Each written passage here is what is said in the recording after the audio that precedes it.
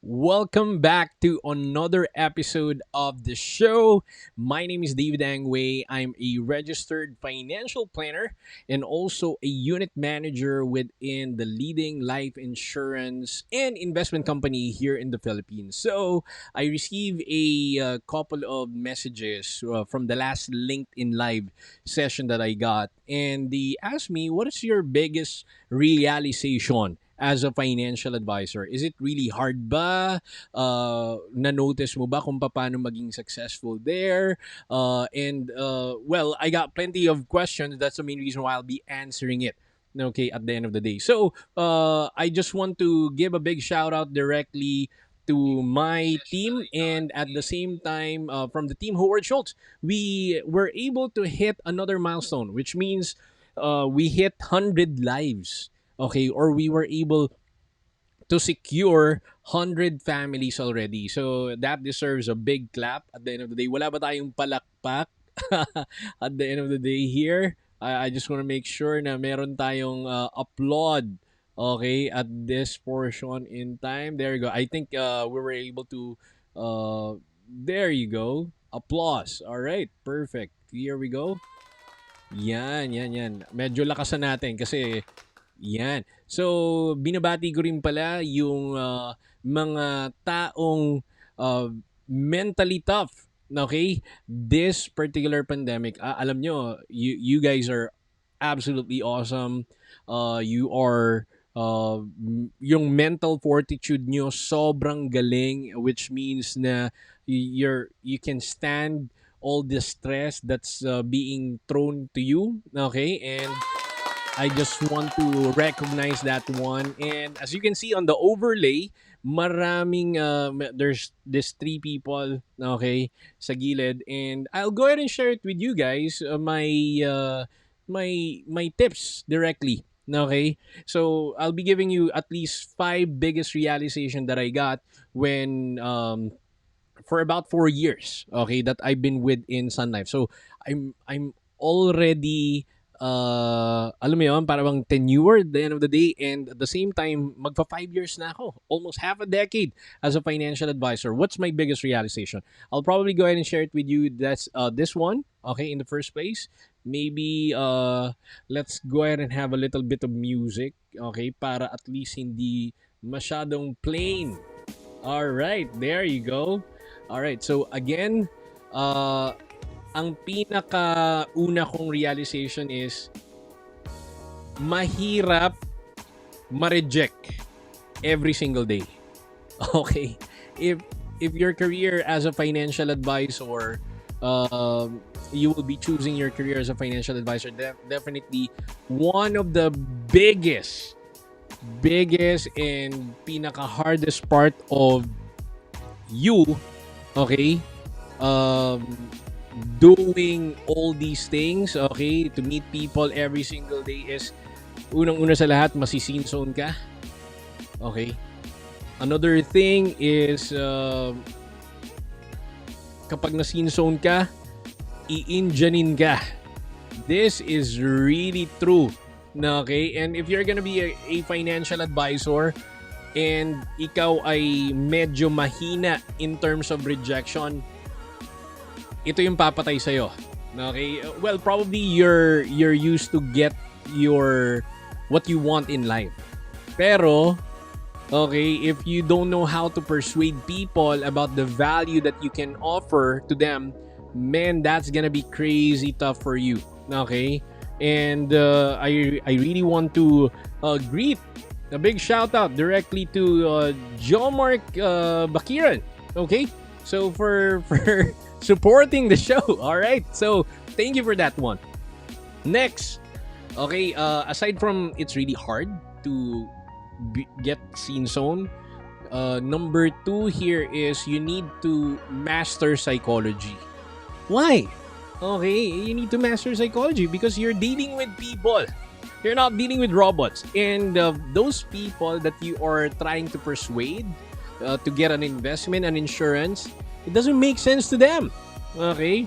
You need to constantly uh, tweak, pivot, iterate your offer to them that match their skills, or they match their current needs at the end of the day. Okay, so you need to be ahead of them. You need to serve them. You need to be like super uh superhuman to think exactly what they're thinking, and you need to have a massive empathy. Okay, and yeah, that's exactly something that you need to harness. Probably, okay, your goal is to just present, pero that's not really the goal. The goal is for you to connect with them. I really like what the book of John Maxwell said. Everybody communicates, but very few connect. And compare it directly to your current situation right now in your career. Maybe you're communicating with your colleagues. You're probably a manager, pero your people can't understand you because you cannot connect with them, and that's gonna be the hardest part of leadership. Okay, so in this particular situation, okay, of my tenureship right now within Sun Life, I realized that you cannot please everybody. Okay, you cannot please everybody, guys. Remember this one. Okay, I do have an offer, but it doesn't match what you need. Then we are not product market fit at the end of the day. And that's exactly what it is. Okay, I cannot go ahead and push you. All right, especially if we're not fit together. It's really hard to get married to someone you don't have the same values. That will create a divorce ASAP. Okay, so that third thing that I learned a lot from being part of the insurance industry. And number four, okay, I really like the commission base compared to the salary base. And why is that really important? Okay, because when I got out from my previous job from the corporate world, I was probably earning 300,000 during that time. Pero in a year after I within that year, I was able to multiply it 5 times. So I was able to earn 1.5 million in a year by simply doing the financial advisory business. So earlier, I was doing some recruitment, and I was talking to some 21-year-old guy. I was asking them, are you looking for a salary base or a commission base? Because if you are looking for a salary base, then we are not fit. But if you're looking for a commission base, then we are fit. Okay? And I realized na uh, I hate yung may ceiling, yung salary. Okay, if you're a salary-based job, you're currently in a salary-based job, and you feel na you're being spread too thin, maybe it's time for you to think na, your value is way higher than that. What you're trying to sell as a commission based person is your value. You're not selling your time because luging-lugi ka nga doon at the end of the day. Remember this one, guys, ha? Okay, if you're watching right now, leave a comment on the section below. If you are a salary based job, okay, you're not absolutely risk free. Kasi kapag natanggal ka, man, that's gonna be really tough. Okay? That's gonna be really tough. If you are a salesperson, definitely you got plenty of opportunities everywhere. Okay? Sales is a different skill. Sales is a different skill. So if you want to make more money, go directly in a sales job. I can tell you, you got more incentives, you got more promotions. Okay.